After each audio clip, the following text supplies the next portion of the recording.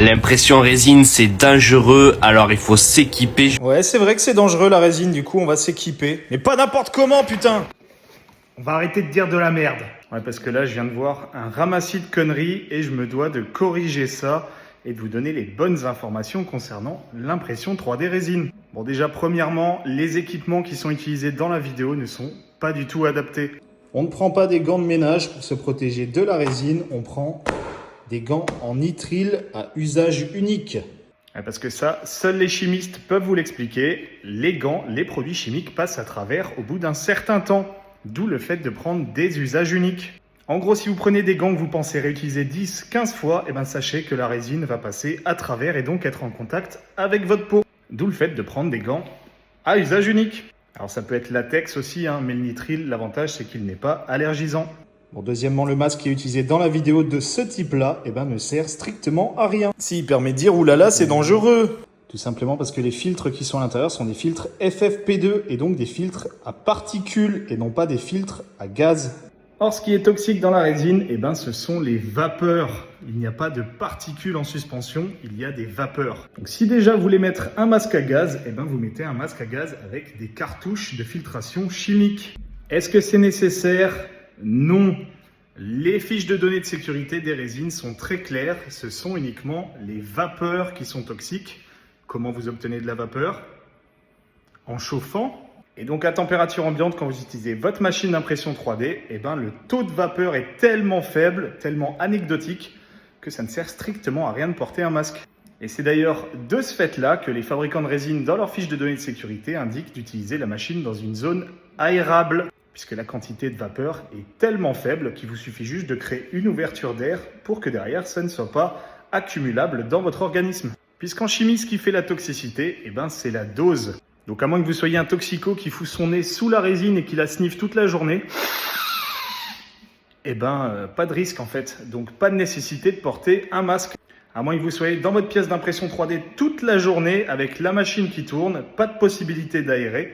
Dans ce cas, moi, ce que je vous conseille, c'est de mettre une station de purification au charbon actif. Par exemple, ce type de grosse station. La combinaison, encore une erreur, ça ne sert strictement à rien si ce n'est protéger potentiellement vos habits. Mais comme dit, la résine se lave très bien tant qu'elle n'a pas durci, donc aucun intérêt. D'ailleurs, on voit très bien qu'un coup il la porte, un coup il la porte pas, donc il faut être cohérent. Et enfin, pour moi, il manque l'élément de sécurité le plus important et qui en plus n'est pas dans cette vidéo.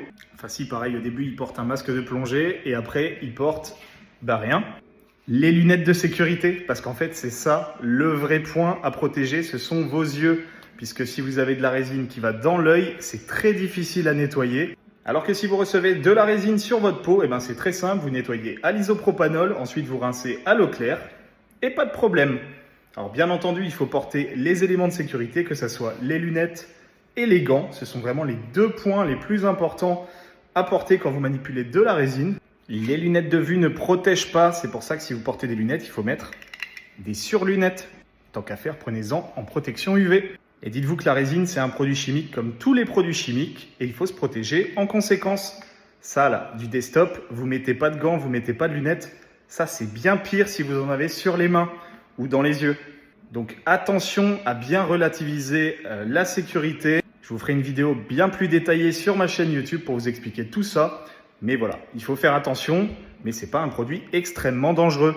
D'ailleurs, il n'est pas du tout classé comme tel. Attention néanmoins, toutes les résines n'ont pas la même dangerosité. Si vous prenez par exemple la Frozen Ceramic White, celle-ci, elle est cancérigène, elle est corrosive et en plus de ça, elle est hautement toxique. Donc la seule chose qui fait foi en matière de protection individuelle, ce sont les fiches de données de sécurité ou MSDS en anglais, disponibles sur les sites des fabricants.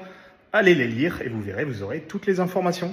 Mais par pitié, arrêtez de donner des fausses informations aux gens et arrêtez de dramatiser.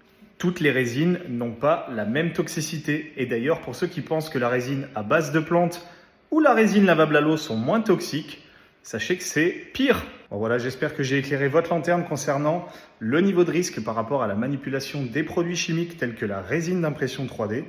Comme le dit le célèbre slogan, protégez-vous, sortez couverts, ça s'applique aussi à la résine. Ouais, parce que les capotes en papier à rouler, ça protège pas du sida. Donc utilisez les bonnes protections. N'hésitez pas à vous abonner. Et en attendant, moi je vous fais des gros bisous. Et à plus!